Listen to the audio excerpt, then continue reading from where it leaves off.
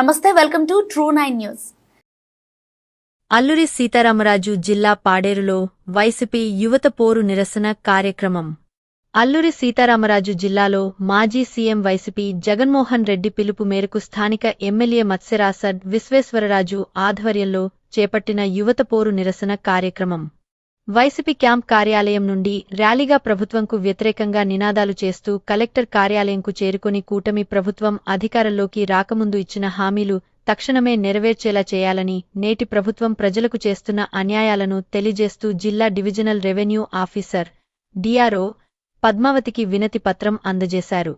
ఈ కార్యక్రమంలో పాడేరు ఎమ్మెల్యే మత్స్యరాస విశ్వేశ్వరరాజుతో పాటు అరకు ఎమ్మెల్యే రేగం మత్స్యలింగం, మాజీ ఎమ్మెల్యే కొట్టగుళ్లి భాగ్యలక్ష్మి, జిల్లా పరిధిలో పలువురు వైసీపీ ప్రజాప్రతినిధులు, నాయకులు, కార్యకర్తలు మరియు యువత పాల్గొన్నారు.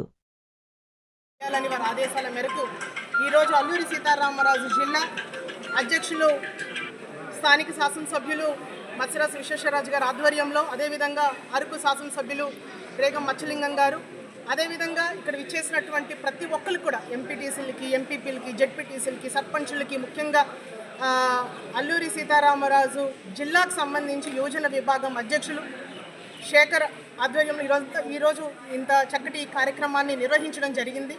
సో ముఖ్యంగా మేము చెప్పగలిగింది ఒకటే, ఈరోజు యువత ముఖ్యంగా ఏంటంటే ప్రతి యువతకి కూడా నిరుద్యోగ భృతి ప్రతి నెల 3,000 రూపాయలు ఇస్తామని చెప్పేసి మోసం చేయడం జరిగింది. సంవత్సరం కాలం జరిగింది. 36,000 రూపాయలు ఈ రోజుకి ఏ యువతకు కూడా ఈరోజు అకౌంట్లో జమ చేయనటువంటి పరిస్థితి మనం చూస్తూ ఉన్నాం. దాదాపుగా 1,30,00,000 మంది యువత ఈరోజు ఈ రాష్ట్రంలో ఉన్నారు. వాళ్ళందరికీ కూడా నిరుద్యోగ భృతి ఇవ్వలేదు. అదేవిధంగా ఈ 5 సంవత్సరాల కాలంలో 20 లక్షల ఉద్యోగాలు తీసి యువతకి బాసటగా నిలుస్తానని చెప్పేసి యువగలంలో పాదయాత్రలోని లోకేష్ గారు చెప్పడం జరిగింది. ఈరోజు 20 లక్షల ఉద్యోగాలు అంటే వాళ్ళ సంవత్సరం కాలం గడిచింది. 5 లక్షల ఉద్యోగాలు ఈ పాటికే ఇచ్చి ఉండాలి, కానీ ఒక్క ఉద్యోగం కూడా ఇవ్వలేదు.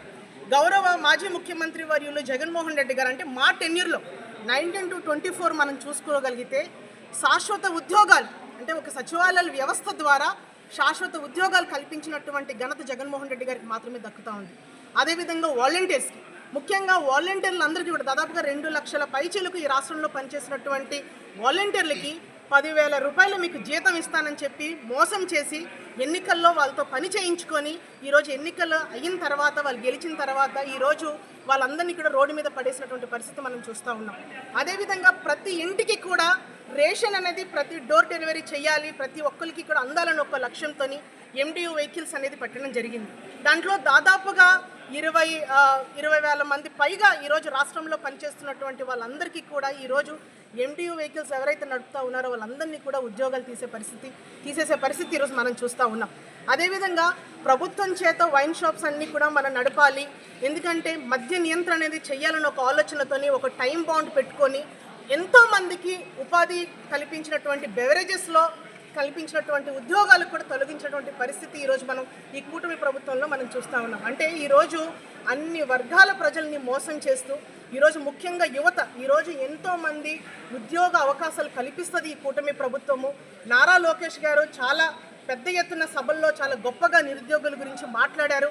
మాకు ఈ కూటమి ప్రభుత్వానికి మనం ఓటు వేసుకుంటే ఖచ్చితంగా మాకు ఉపాధి అవకాశాలు మాకు కల్పిస్తారు, ఉద్యోగాలు వస్తే ఈ సమాజంలో మాకంటూ మా కాళ్ళ మీద మేము నిలబడి మా కుటుంబానికి మేము ధైర్యాన్ని ఇచ్చి మేము పోషించుకోవచ్చు అనే ఏదైతే భరోసా ఏదైతే ఇచ్చారో ఈరోజు పూర్తిగా నిర్వీర్యం చేసి ఈరోజు యావత్ యువత అంతని కూడా ఈరోజు రోడ్డు మీద పడేసినటువంటి పరిస్థితి ఈరోజు మనం చూస్తూ ఉన్నాం. జగన్మోహన్ రెడ్డి గారు అధికారంలో ఉన్నప్పుడు ఫీజు రియంబర్స్మెంట్ ఇచ్చారు. విద్యా దీవెన, వసతి దీవెన పేరుతో విద్యార్థులు ఎవరైతే చదువుతున్నారో వాళ్ళందరికీ కూడా బాసటగా నిలిచే పరిస్థితి మనం చూస్తూ ఉన్నాం. ఈరోజు మీ అందరికీ తెలుసు, ఫీజు రియంబర్స్మెంట్ అనే పదం చెబితే మనకు గుర్తుకొచ్చే ఏకైక నాయకుడు దివంగత నేత రాజశేఖర్ రెడ్డి గారు.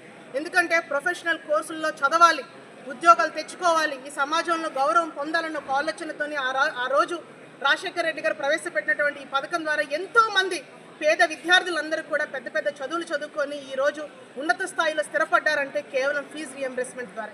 అలాంటి ఫీజు రియంబర్స్మెంట్ బకాయిలు కూడా ఈరోజు ఉంచేసి ఈరోజు విద్యార్థులందరినీ కూడా మోసం చేసే పరిస్థితి మనం చూస్తూ ఉన్నాం. జగన్మోహన్ రెడ్డి గారి యొక్క చారిత్రాత్మకమైనటువంటి నిర్ణయాలు 17 మెడికల్ కాలేజ్ అంటే ఏ రాష్ట్రంలో ఏ ముఖ్యమంత్రి కూడా అంత ఫార్వర్డ్ స్టెప్ అనేది ఎక్కడ కూడా తీసుకోలేదు. అలాంటిది ఆంధ్ర రాష్ట్రంలో 17 మెడికల్ కాలేజ్ని స్థాపించి ఈరోజు పాడేరులోనే మనకు అద్భుతమైనటువంటి మెడికల్ కాలేజ్ మనకు కనిపిస్తూ ఉంది. ఈరోజు ప్రభుత్వం చేత నడిపించాల్సినటువంటి మెడికల్ కాలేజెస్ అన్నీ కూడా ఈరోజు ప్రైవేట్ పరం చేసే ఆలోచనలో ఈరోజు ఈ కూటమి ప్రభుత్వం కుట్ర పన్నుతుందనే విషయం మనందరికీ కూడా తెలిసింది. కాబట్టి దయచేసి యువత, అదేవిధంగా అన్ని వర్గాల, అంటే విద్యార్థులను చదివించుకునే తల్లిదండ్రులు కానివ్వండి, చదువుకునే విద్యార్థులు కానివ్వండి, ఏదైతే యువత కానివ్వండి, మేధావులు అందరూ కూడా ఒక ఆలోచన చేయాలి. జగన్మోహన్ రెడ్డి గారు పరిపాలన చేసినప్పుడు పరిపాలన ఏ రకంగా ఉంది, ఈరోజు కూటమి ప్రభుత్వం ఎన్నో మాటలు చెప్పి ఈరోజు మాటలకి మాత్రమే పరిమితమై చేతల్లో ఏ రకంగా కూడా ప్రజలకి న్యాయం చేసే పరిస్థితి ఈరోజు కూటమి ప్రభుత్వానికి లేదు. కాబట్టి రెండు ప్రభుత్వాలు వ్యత్యాసం చూడండి, ఇద్దరు నాయకుల మధ్య తేడాన్ని ఖచ్చితంగా గమనించండి అని కూడా ఈ సందర్భంగా మీడియా మిత్రుల ద్వారా నేను కోరుకుంటూ, ఒక్కసారి ఈ యువతను ఏదైతే ఈరోజు మోసం చేస్తూ ఉన్నారు, యువతనే కాదు అన్ని రకాల ప్రజల్ని మీరు మోసం చేస్తూ ఉన్నారు. ఒక్క సంవత్సరంలోనే ఈరోజు కూటమి ప్రభుత్వం యొక్క భాగోతం అయినదని అందరికీ తెలిసింది. ఎట్టి పరిస్థితుల్లో దీన్ని ఎంకరేజ్ చేసే పరిస్థితి లేదు.